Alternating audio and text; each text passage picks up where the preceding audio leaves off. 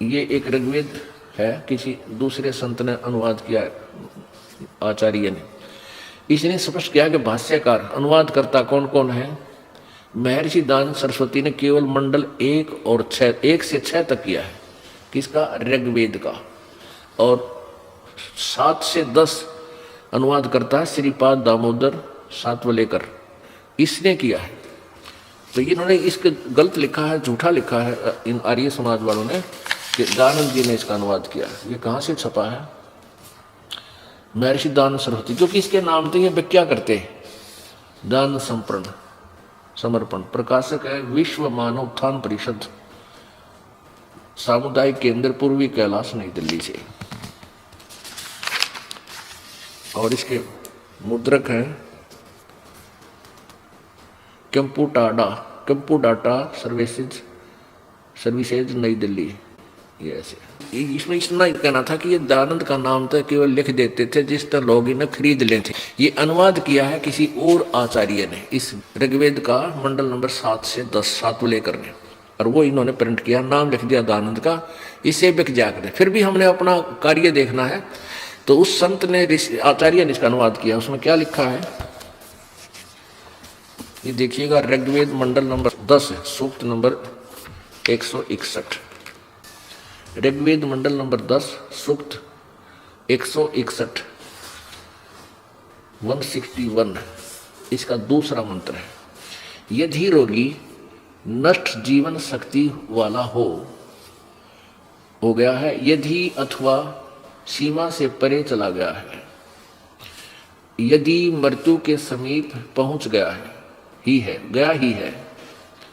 तो भी उस रोगी को मैं वैद घसोड़ दिया। ये वैद नहीं होना चाहिए, भगवान की महिमा गारी वैद लिख दिया इन्होंने अपनी ओछी सोच को ऊपर रखने के लिए। क्योंकि ये आर्य समाज के जो आचार्य हैं और दयानंद जी की थ्योरी है, वो ये बताते हैं कि ऐसे किसी का रोग किसी संत के नाम जाप आशीर्वाद तक नहीं कट सकता। ये तो बकवाद करते हैं, वो पाखंडी हैं, और वो वेदों को सच्चा भी मानते हैं। वेद कहने लग रहे, ये इसलिए इन्होंने यहाँ वेद लिख दिया कि पढ़ने वाला चक्कर में पड़ा रहेगा। संस्कृत अपने को आवे नहीं थी, हम हिंदी मुश्किल से सीखे थे भारत के स्वतंत्र होने के बाद।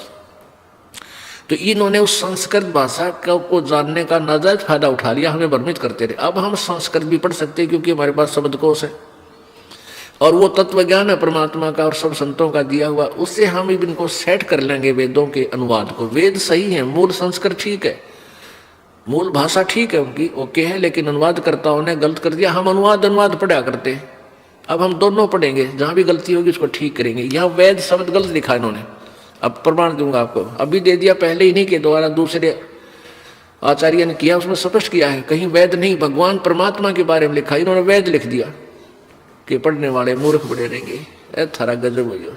ये देखो ऋग्वेद वही है, मंडल नंबर 10 सूक्त 161 का दूसरा मंत्र। यहाँ लिखा है, उस रोगी को मैं नहीं, वैद नहीं होना चाहिए, मैं भगवान कष्टपद रोग के पंजे से छुड़ा लाता हूँ। 100 शरद ऋतुओं तक, यानी 100 वर्ष तक जीने के लिए इसको बलियुक्त करता हूँ। अब इसी का अनुवाद, यानी एक ही मंत्र को किसने किस ढंग से सोचा और लिखा है, तो हमने देखना है उसका वास्तविक अर्थ क्या बनता है।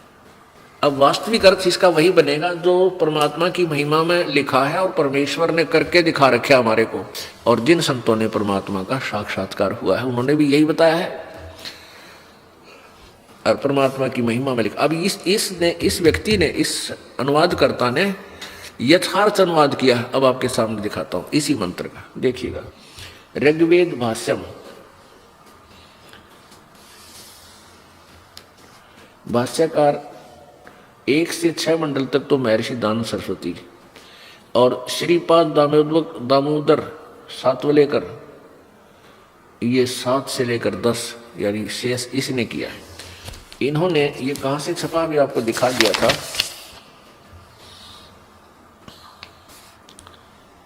विश्व मानव उत्थान परिषद पंजीकरण 46/5 सामुदायिक केंद्र, पूर्वी कैलाश, नई दिल्ली से। अब इसमें देखना, इसने बहुत ठीक किया है। ये देखिएगा ऋग्वेद मंडल नंबर 10 161 सूक्त मंडल, दसम मंडल, दसवां और ऋग्वेद भाष्यम और मंत्र नंबर 2, 161, 161 ये सूक्त है। इसमें इसने अनुवाद बिल्कुल सही किया है। यथार्थ, यदि रोगी की अक्षीण आयु हो गई हो, जिसकी उम्र भी ना रही हो, यदि वह इस लोक से चला गया, यानी मर गया है, चला गया है, वो मृत्यु को प्राप्त होकर शरीर छोड़कर अपने कर्म आधार पर कहीं और दुख पाने के लिए चला गया है, और यदि वह मृत्यु के पास पहुंचा हुआ है, तो भी उसको मैं मृत्यु देवता नृति के पास से लौटा ला सकता हूं, उसे छुड़वा लाऊं उस यमराज दौरे थे, और उसको 100 वर्ष के जीवन के लिए प्रबल करूंगा। अब इसने सही किया कि यदि वो मृत्यु के निकट पहुंच गया है जो, या कोई मर गया है और चला गया शरीर छोड़कर, उसको भी जीवित कर दूं और 100 वर्ष की उम्र दे दूं, यदि वो सच्चे दिल से भक्ति करता है। ये गुण है परमात्मा के। और क्या क्या करता है प्रभु, वो भी दिखाते हैं आपको। ये आपको फिर ये बड़े वाला वेद दिखा रहे हैं। ये वेद है जो वेद भिक्षु नामक आचार्य ने इसका अनुवाद किया हुआ। ये देखिएगा, ऋग्वेद मंडल नंबर 10 सूक्त 161 और मंत्र नंबर 2 आपने पढ़ा। इसने भी बहुत ठीक अनुवाद किया है, लेकिन उसने और भी अच्छा किया है। इसमें देखिएगा मंत्र नंबर 2, यदि किसी रोगी की जीवन शक्ति समाप्त हो, यानी उम्र ना रही हो, यदि वह सीमा से परे हो गया हो, पार हो गया, यानी इस लोक से चला गया हो, इसका अर्थ ये है वैसे तो, जैसा भी आपने पहले पढ़ा था। यदि वह मृत्यु के सन्निकट चला गया है, तो भी उसे मैं भारी कष्टप्रद रोग से के पंजे से मुक्त कराऊं तथा उसे 100 वर्ष के जीवन हेतु बल संपन्न करूं। भावार्थ लिखा है, यदि रोगी की जीवन शक्ति समाप्त हो रही है, यानी आयु खत्म हो, उसका रोग सीमा को पार कर गया है, तब भी परमात्मा उसे इस कष्टप्रद रोग से मुक्त कर 100 यानी 100 वर्ष का जीवन दे सकता है। आगे देखो, अब इसी के 5वें मंत्र में, ये 5वां मंत्र है, इसका अनुवाद यहां किया है। हे रोगी, मैं तुझे रोग के से मुक्त करूं, रोग से मुक्त करूं और यानी तुझे मिलूंगा, मेरी जो साधना ठीक करेगा तुझे मैं पाऊं, यानी मिलूंगा तुझे, भक्ति करे, और तू पुनः आ, ये नव जीवन के धारक, हे नव जीवन प्राप्त प्राणी, हे सकल अंग युक्त, तेरी चक्षु आदि यानी आंखों आदि इंद्रियों और सारी आयु तुझे दूं। अब इसका अर्थ क्या है? जैसे यहाँ बहुत से ऐसे उदाहरण हैं कि वो परमात्मा की कृपा से रोग मुक्त हो गए जिनकी आयु शेष नहीं थी। सब ने जवाब दे दिया था, डॉक्टरों ने भी और सब आध्यात्मिक गुरुओं ने भी। तो यहाँ आए, परमात्मा की कृपा हुई, उनको रोग से वो मुक्त हुए। तो उनके बारे में कहता है कि अब तू समर्पण कर मेरे ऊपर, हे पुनर्जीवन प्राप्त प्राणी, हे तुझे अब दोबारा मैंने जीवन दिया है, आगे तेरे को शेष आयु बढ़ाई है, तू समर्पण कर, पुनः आ, यानी पूरी तरह से लग जा मेरे ऊपर, मेरे आश्रित हो, भक्ति कर, और आने वाले समय में तेरा कितना भी कोई दुख होगा, तेरी आंख आदि इंद्रियां, कोई भी आंख भी चली जाएंगी, तेरी आंखों को भी ठीक रखूंगा। मान ले तेरे संस्कार बस तेरी आंखें भी नष्ट होनी हो, उनको भी तुझे वापस दूंगा, यानी तुझे 100 वर्ष तक तेरी आंखें ठीक रखूंगा। आगे देखो भगवान और क्या क्या करता है। अब देखो परमात्मा की महिमा, कबीर जी की महिमा में क्या लिखा है। ऋग्वेद मंडल नंबर 10 सूक्त 162 के मंत्र 1 में, ऋग्वेद मंडल नंबर 10 सूक्त यहां देखिए 63 नहीं यहां 62, इस मंडल 10 के 62 में मंत्र 1 में क्या कहा है? वेद की विधि से रोग कीट आदि कारण का नाशक अग्नि दीपक औषधि नहीं, ये थोड़ी सी अनभिज थे। यहाँ रक्षोहा अग्नि, अग्नि माने परमेश्वर, रोग के से रक्षा करने वाले परमेश्वर इस देह से उस रोग को भगाए जो दुर्नमा, अथवा अग्नि के भगावेगी दुर्नमा रोग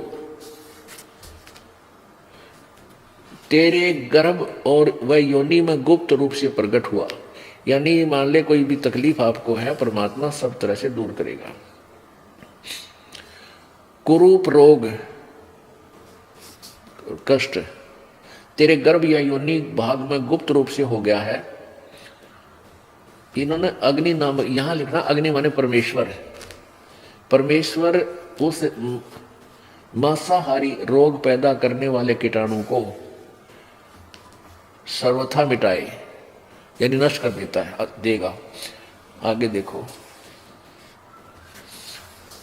अब 163 नंबर सूक्त का मंत्र नंबर प्रथम, मैं तेरे नेत्रों में से यक्ष्मा को भगाऊं, यानी आंखों में भी कोई ऐसी भयंकर बीमारी उसको नष्ट करूं, तेरी नासिकाओं एवं कानों से और तेरी ठोडी से भी यक्ष्मा को हटाऊं मिटाऊं, यानी यक्ष्मा माने जो दुख यानी नाश करने वाला विनाशक, जैसे अक्षय रोग कहते थे ना भाई, अक्षय रोग है, ये नाश जीवन खत्म कर देता है, उसको अक्षय रोग कहते थे, जो कति नाश कर दे, मृत्यु ही उसका विकल्प होता है। कहते ऐसे भयंकर रोग को भी मैं दूर करूं, कि किसी भी शरीर के किसी अंग में कोई भी रोग है, इसका भाव ये है परमात्मा कबीर जी उसको ठीक कर सकता है, मिटाऊं। सिर से यक्ष्मा को मस्तिष्क से एवं जीभ से भी मिटा दूं, यानी किसी भी अंग में कोई भी भयंकर रोग, नाशक रोग यानी मृत्यु करने वाला रोग है, उसको भी परमात्मा कबीर जी यानी पूर्ण ब्रह्म परमअक्षर ब्रह्म उसको ठीक कर देता है। आगे देखो दूसरे मंत्र, ऋग्वेद मंडल नंबर 10 सूक्त नंबर 163 चल रहा है, इसका दूसरा मंत्र आपने पढ़ दिया।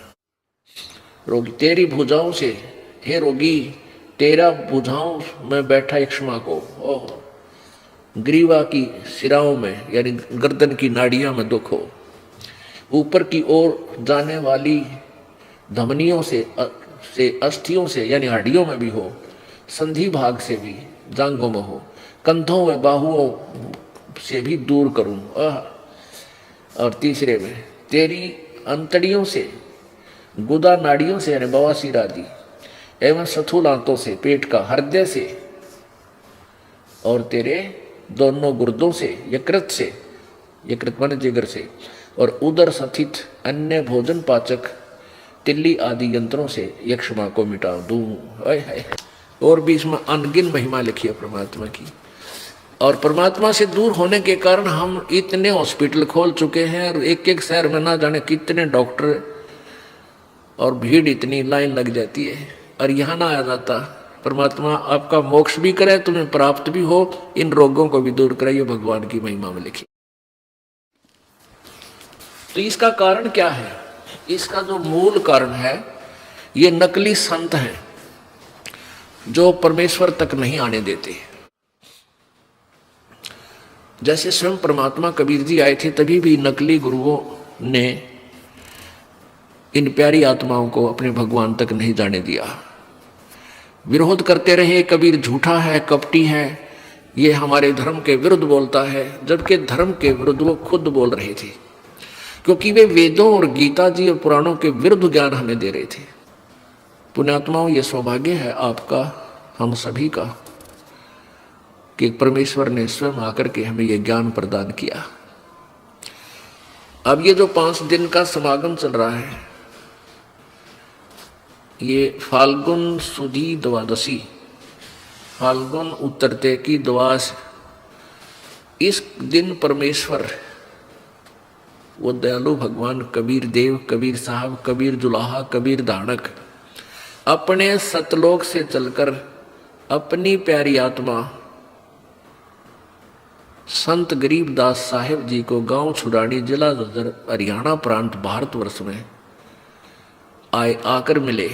जब उस समय संत गरीबदास जी साहिब की आयु 10 वर्ष थी और पुण्यात्माओं जब वो परमात्मा यहाँ नहीं आते, अपनी प्यारी आत्मा को अपना गवाह ना बनाते, तो हमारे जैसे तुच्छबुद्धि जीव कभी भी भगवान के ज्ञान को समझ नहीं सकते, क्योंकि हम उस लोक वेद को इतना ग्रहण कर चुके थे, उस पर इतने आरूढ़ हो चुके थे। हम ब्रह्मा विष्णु महेश जी के विषय में ये सुनना पसंद नहीं करते थे कि इनका जन्म मृत्यु होता है, जबकि परमात्मा परमेश्वर कबीर जी ने 600 वर्ष पहले बताया था कि इसके माता पिता हैं, ये नासवान हैं, ये पूर्ण परमात्मा नहीं है। तो उस समय उन नकली संतों ने, गुरुओं ने, ब्राह्मणों ने कबीर परमात्मा का इतना विरोध किया कि जनता को भ्रमित करके अपने ही पिता के शत्रु बना दिए। मारो इसका, पत्थर मारो, ये झूठा है, कपटी है। अब वही रिहर्सल अब की गई 12 जुलाई 2006 में, क्योंकि उन नकली आचार्यों की पोल खोल दी दास ने, नकली गुरुओं की, मंडलेश्वरों की, कि इनके पास बिल्कुल ज्ञान नहीं है, ये थोथे हैं। अब उनको रोजी रोटी का संकट पड़ गया, तो उन्होंने यही चाल चली जो परमेश्वर के साथ चला करती, जनता को भ्रमित कर दिया। वो तो गुंडा है, बदमाश है, देवी देवताओं को छोटा बताता है, इनकी पूजा छुड़वाता है, यानी जो भी दाव लगा जनता को भ्रमित करने का वही किया और क्रोथा आश्रम पर आक्रमण करवा दिया। उनका उद्देश्य यह था कि इतना बदनाम कर दे रामपाल को कि जनता इसके नाम से नफरत करे, कोई इसके पास जावे नहीं और तुम्हारी पोल ना खुले, ताकि इसका प्रचार बंद हो जाए। अब ये प्रचार तो कबीर जी का चलाया हुआ, इस दास का नहीं। दास चलाता तो पहले चला लेता, मतलब कृष्णपंथी था, श्री हनुमान का पुजारी था, रामकृष्ण और शंकर और विष्णु जी का पुजारी था, बाबा श्याम जी का पुजारी था। जब ये ज्ञान दास को हुआ तो एकदम ऐसी प्रेरणा हुई कि जन जन को समझा दूं कि सभी मेरे जैसे भ्रमित हैं, सभी को भगवान की चाह है। इसलिए उन्होंने ये ऐसा जुल्म करने की चेष्टा की, लेकिन ये परमात्मा का चलाया हुआ, ये कुछ नहीं बिगाड़ पाएंगे। अब ये फिट्टे भी हो जाएंगे। जनता बहुत सियानी है, समझदार है और शिक्षित है।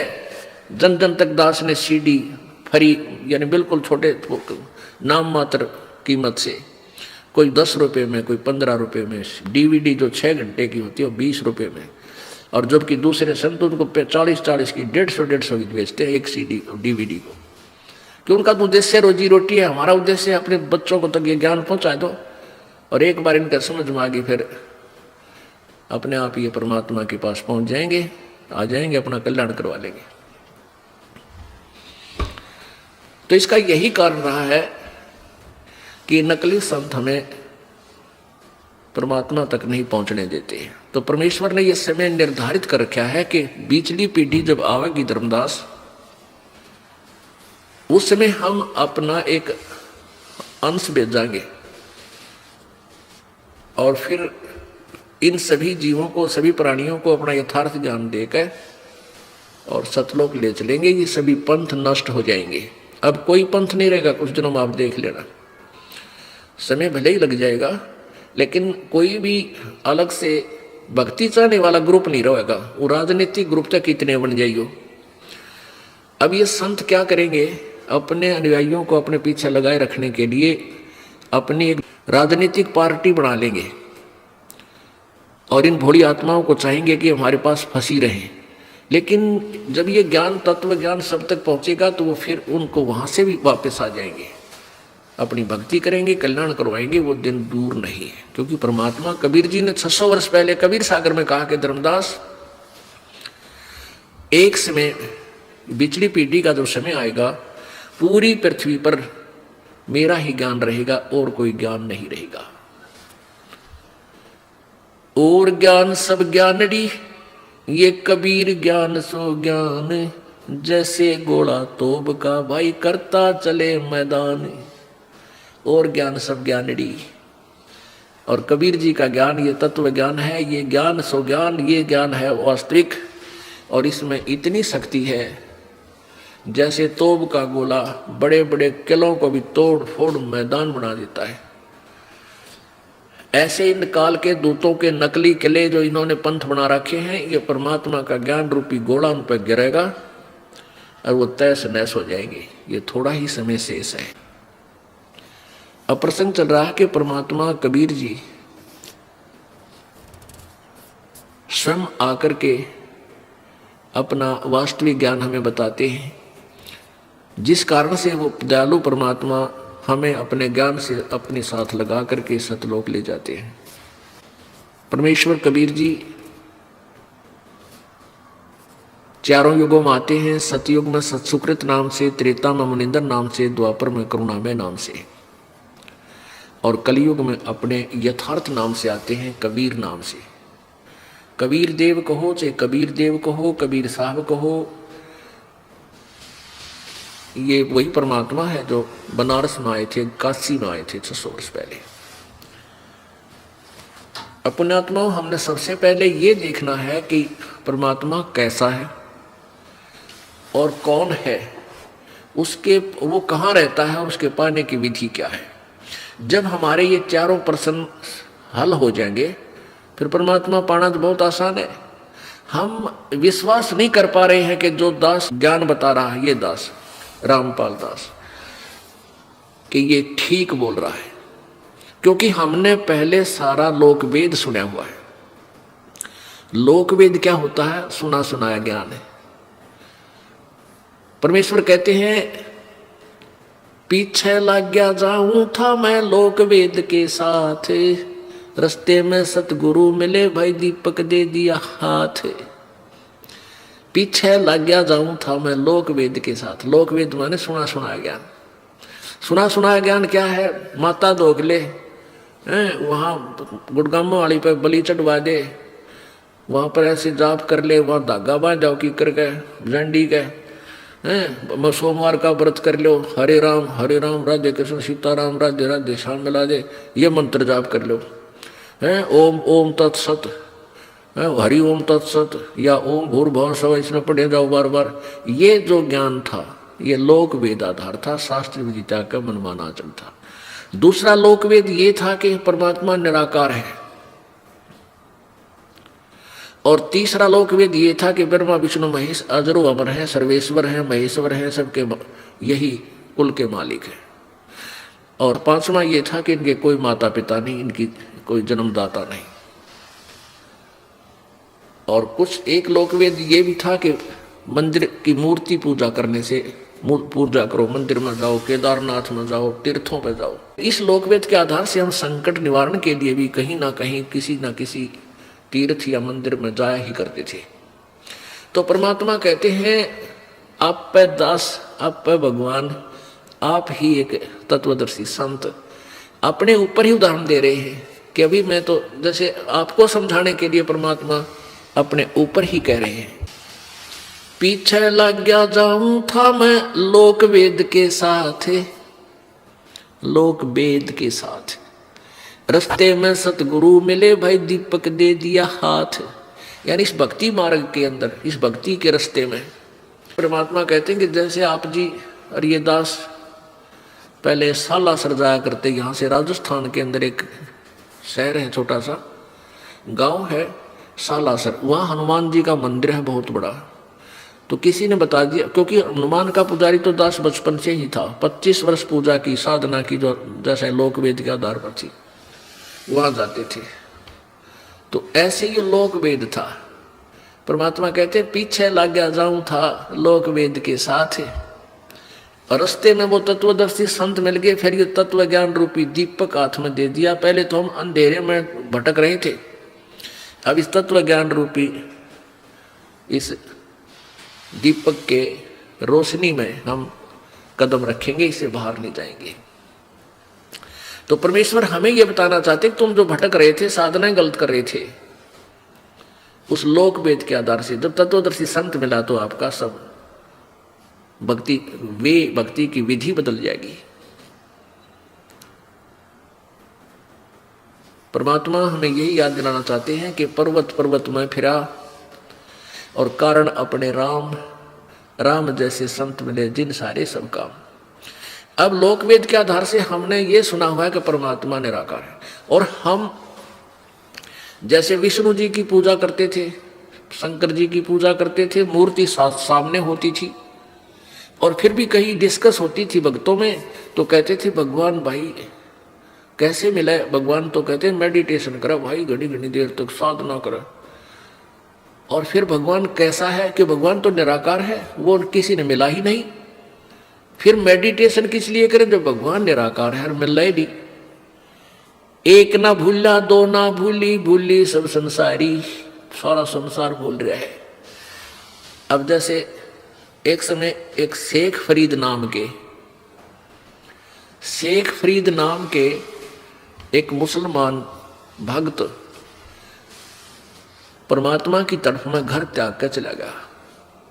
पुण्यात्मा पिछले जन्म जैसे आज से 600 वर्ष पहले 64 लाख से कबीर परमात्मा के हुए थे। कुछ ऐसी पुण्यात्माएं थी जो भगवान की दिए गए ज्ञान को, नाम को भक्ति करते रहे और विमुख अवश्य हो गए थे, क्योंकि लोग लाज ना आके तो वो भगवान से दूर हो गए, गुरुद्रोही नहीं हुए थे। तो वो फिर क्या होते, अगले जन्म उनके होते हैं।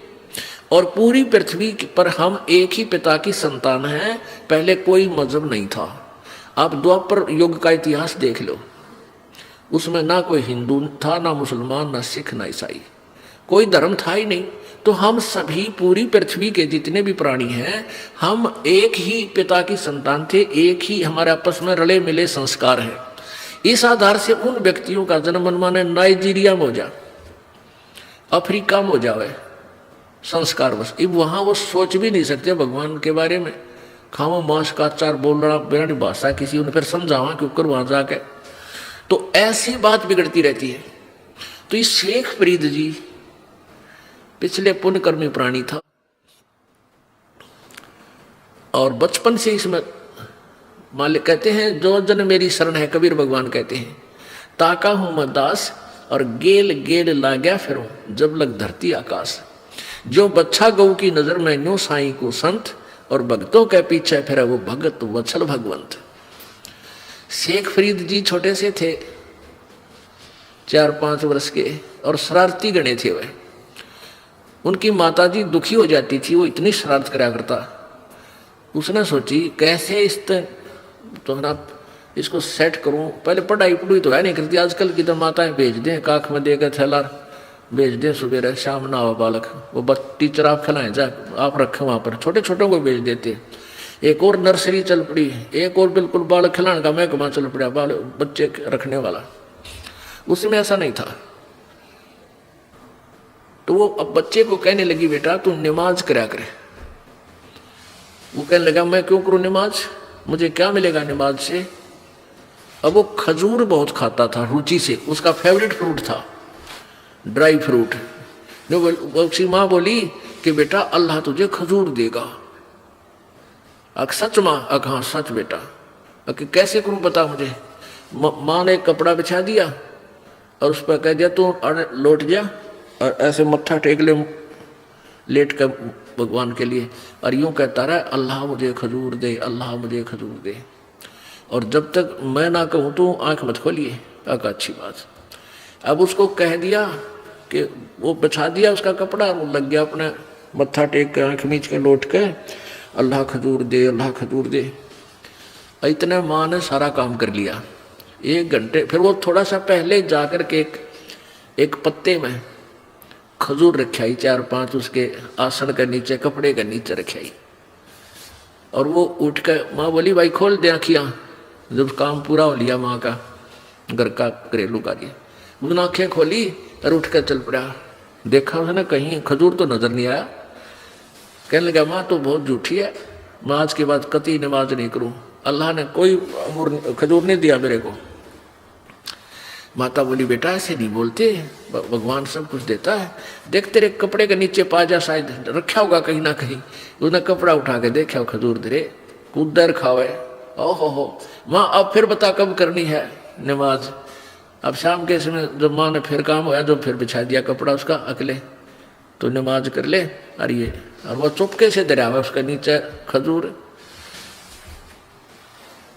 अब एक दिन माँ भूल गई, वो शाना हो गया, आप पर कपड़ा बिछावर लग गया कर। एक दिन माता भूल गई उसके नीचे खजूर रखना, और वो उठा। जब माँ ने देख लिया वो हुआ तो यो नकम्मा उठ लिया, अरे आज खजूर रखा नहीं, फिर तंग करेगा। और वो खजूर खाता हुआ रहा। माँ बोली रे खजूर कहाँ से लाया? कि माँ अल्लाह अल्लाह डेली देता मुझे। माँ बोली रे आज किसने दिया यू? कहने लगा अल्लाह ने अल्लाह ने। माँ तो हैरान हो रही, और वो खजूर खावे कि बेटा सचमुच बता कहाँ से लाया? आके देखिए यहाँ रखा था।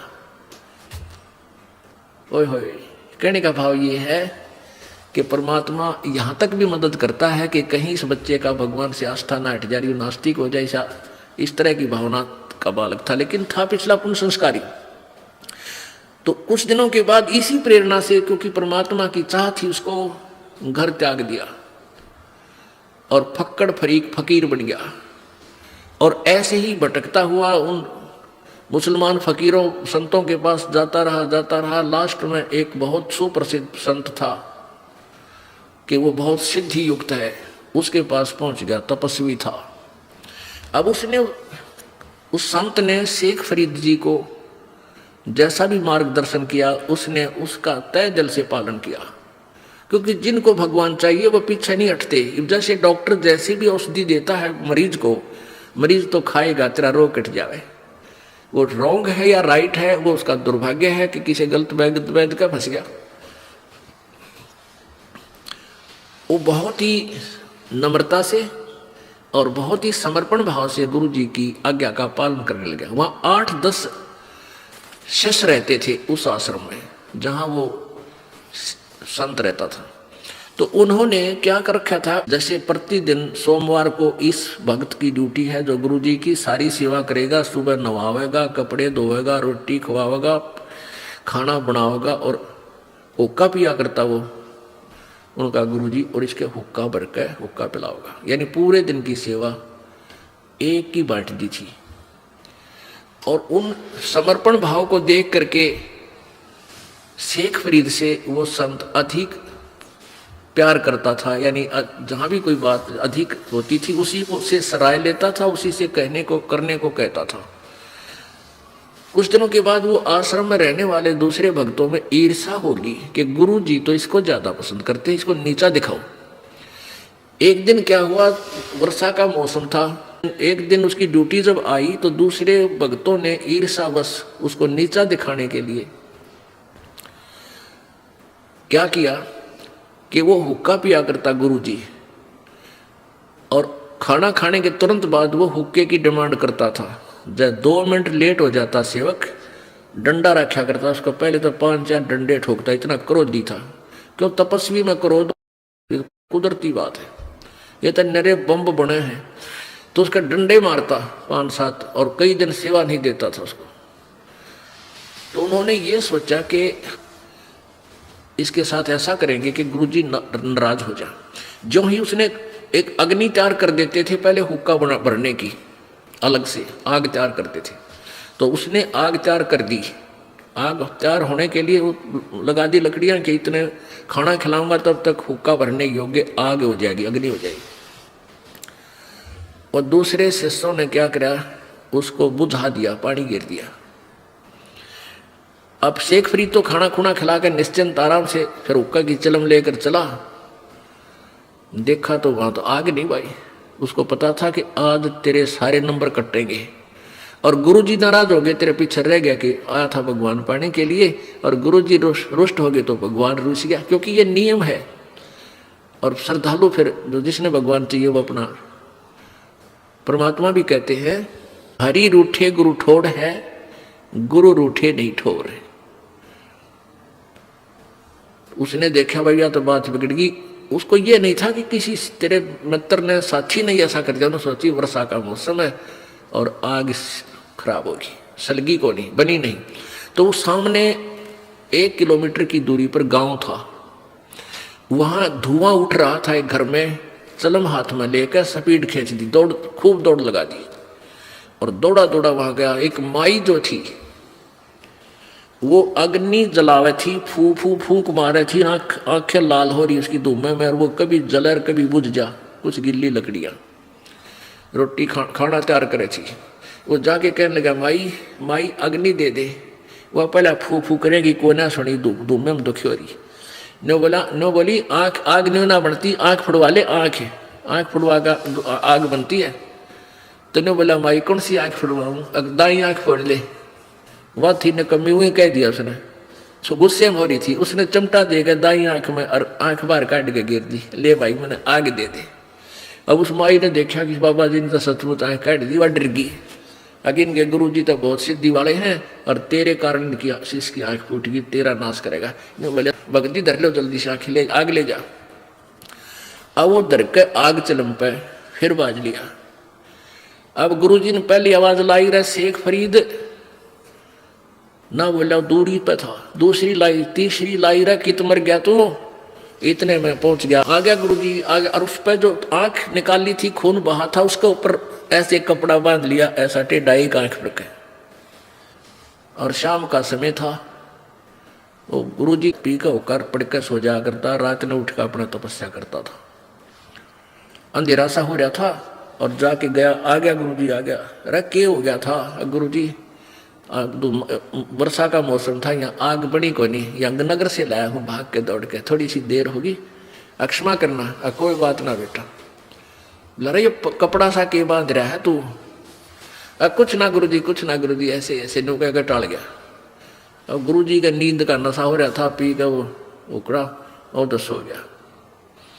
अब सुबेरे वह माई आई, उठ के अक्षमा याचना करके आती हूँ उनके गुरु जी से, मेरे पर गलती होगी।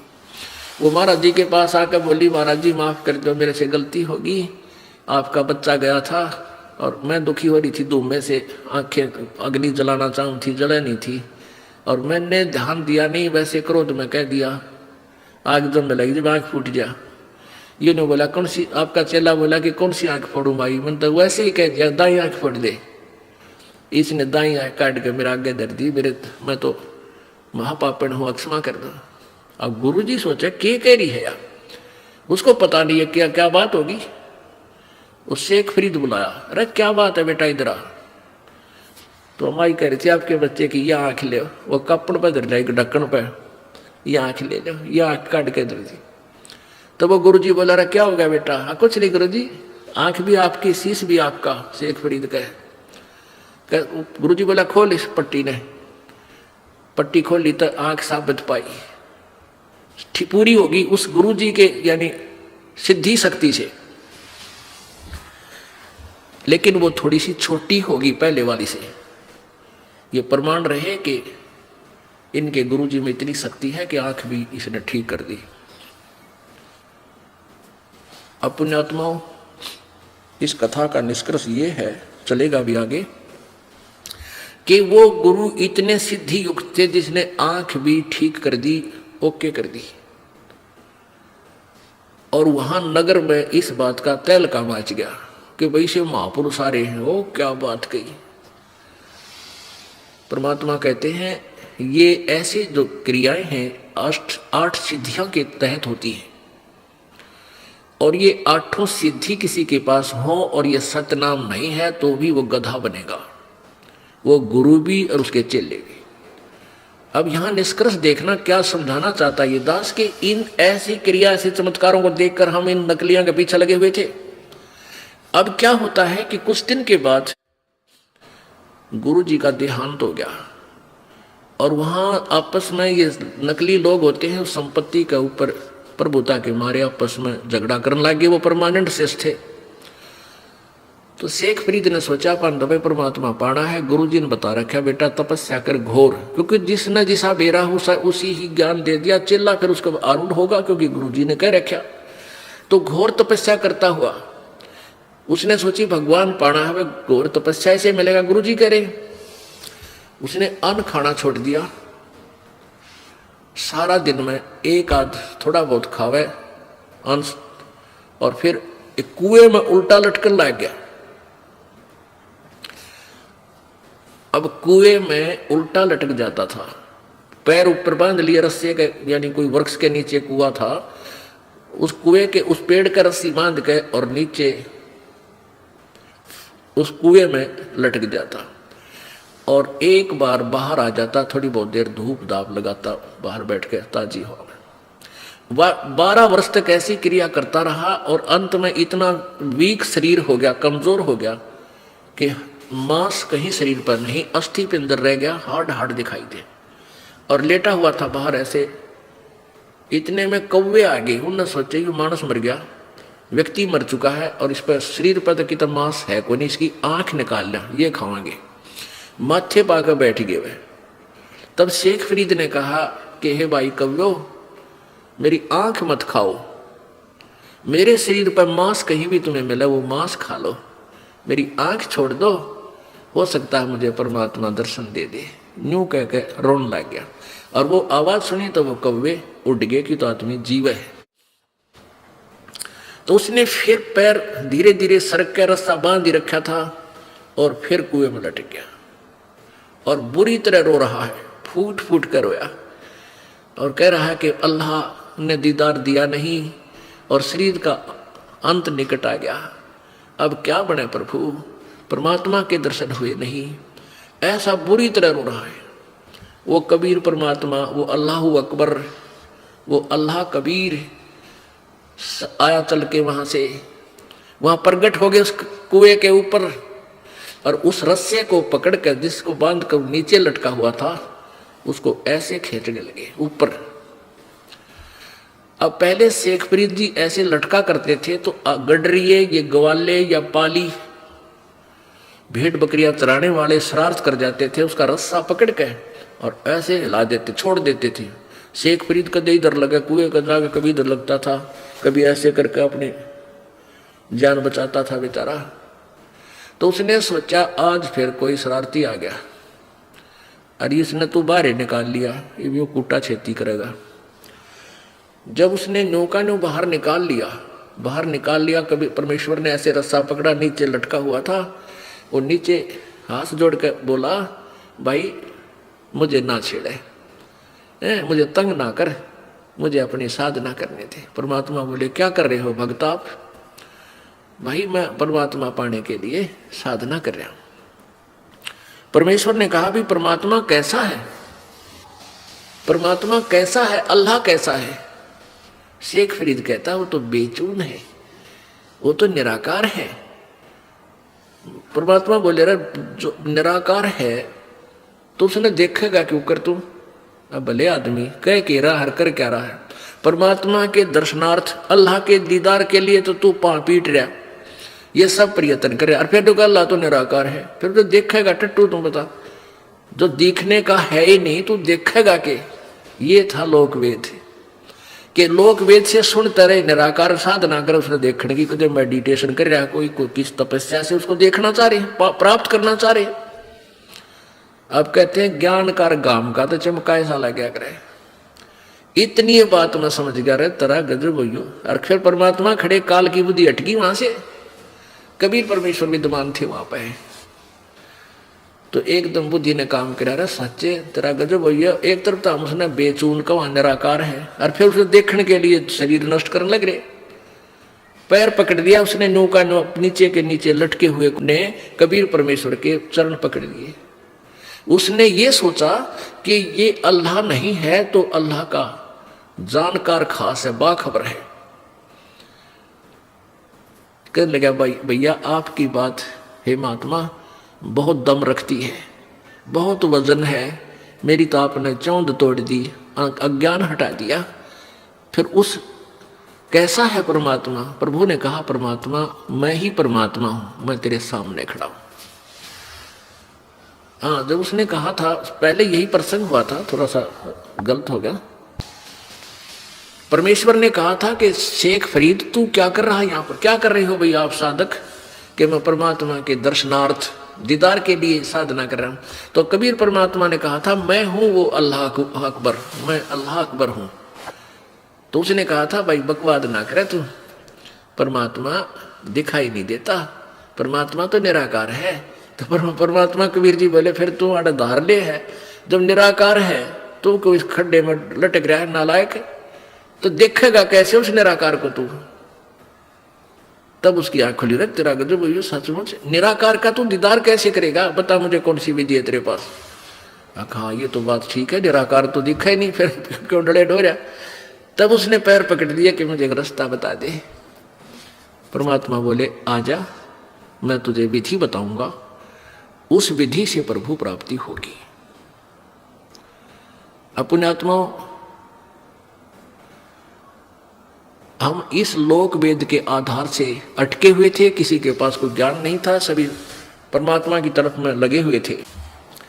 अब परमेश्वर ने बताया कि जो कुरान शरीफ में, आपकी कुरान शरीफ में लिखा है कि वो परमात्मा साकार है, क्योंकि इंसान का जब तक विश्वास दृढ़ नहीं होगा वो भक्ति नहीं कर सकता। अब कुरान शरीफ को तो मुसलमान धर्म के ये जो है ना फकीर लोग कंठस्थ याद किए हुए होते हैं। तो परमात्मा ने बताया कि सूरत फुरकानी 25 आयत नंबर 52 से 59 तक ऐसे ऐसे ऐसे लिखा है। वो कहने लगा हाँ हाँ हाँ हाँ बिल्कुल बिल्कुल ऐसे लिखा है। तो फिर उसकी बाखबर किसी उस पूर्ण परमात्मा ने 6 दिन में सृष्टि रची और 7वें दिन तख्त पर जा बैठा, तो निराकार हुआ साकार। निराकार का उस तख्त पर के बैठे जो बेचून है। तो कहने लगे हाँ ऐसा ही लिखा है। तो पुणात्मा आपको वो पवित्र कुरान शरीफ से आपका साक्षात्कार कराते हैं। ये देखिएगा पवित्र कुरान शरीफ, पवित्र कुरान शरीफ इसके विषय में लिखा है, यह वह इलामी किताब है, यह वह किताब है जिसमें कोई संदेह की गुंजाइश नहीं, कोई संदेह नहीं। यानी इसमें जो लिखा है मुसलमान धर्म कहते हैं हमें यह फाइनल है। ये इसका नंद कुमार अवस्थी ये रूपांतरकार है। शास्त्रीय अरबी पद्धति पर नागरी लिपि में, अरबी भाषा से ये नागरी लिपि अरबी भाषा में लिखी हुई थी, तो हिंदी भाषा में इसका अनुवाद किया गया है। शेरवाणी संस्करण,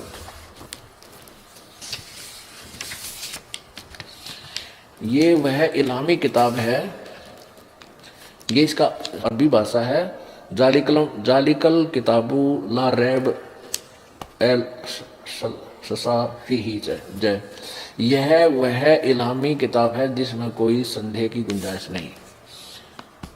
यह है अनुवाद टिप्पण शास्त्रीय अरबी पद्धति पर नागरी लिपि में, शेरवाणी संस्करण। प्रकाशक है लखनऊ किताब घर, मौसम बाग, सीतापुर रोड, लखनऊ। ये यहाँ से छपी है। यह है सूरतुल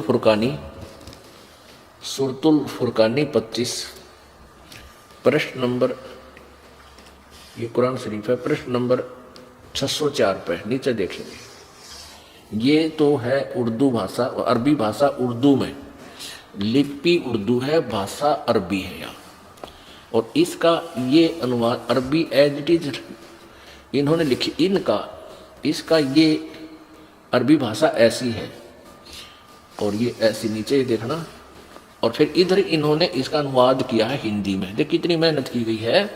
ये उर्दू भाषा में लिखी हुई थी और अरबी भाषा उर्दू लिपि में, और फिर इनको हिंदी लिपि में एज इट इज अरबी में लिखा।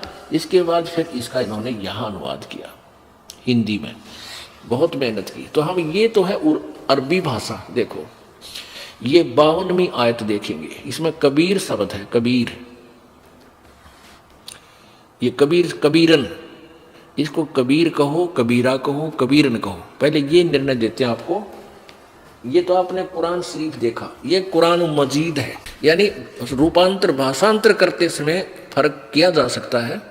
कबीर, कबीरन, खबीरा। अब देखो ये कुरान मजीद है, जो उसमें विवरण सेम टू सेम है, अक्षर का भी अंतर नहीं है। ये देख कुरान मजीद है, कुरान मजीद मैं अरबी मतन, ऑफिस प्रकाशक है, ऑफिस बुक डिपो 422 मटिया महल, जामा मस्जिद, दिल्ली 6। कुरान मजीद हिंदी तर्जुमा यानी अनुवाद मौलाना फ़तेह मोहम्मद खान साहिब जालंधरी। तसही मौलाना अब्दुल मजीद मरसर साहिब, प्रकाशक है Farid book depot private limited, नई दिल्ली। इतना इसमें ये वही सूरत फुरकानी है, ये सूरतुल फुरकानी, सुरतुल ये सूरत बोलते हैं, सूरतुल फुरकानी 25। इसमें प्रश्न नंबर है 576। और यहाँ देखो इसमें वही है जो कहते हैं, कोई अंतर नहीं है। यहाँ हम नीचे आएंगे, ये कबीरा शब्द है 52वीं आयत में। ये क्या है? 52वीं आयत है, फला तुतियल काफिरन व जाहिदुम बिही जिहादन कबीरा। उन्होंने उस कुरान शरीफ में कबीर लिखा है, इसने इसको अरबी भाषा को हिंदी लिपि में लिखते इसने कबीरा लिख दिया। कबीरन कहो, कबीरा कहो, खबीरा कहो, ये वही परमात्मा। अच्छा, इसमें ये कबीरन शब्द है। और फिर देखिए आयत नंबर 57 में 58 में, ये 57 खत्म है 58 में, इसमें खबीरा इवादी ही कबीरा, इवाद ही माने पूजा के योग, कबीरा माने कबीर परमात्मा। खबीरा कहो चाहे कबीरा, 59 में भी खबीरा।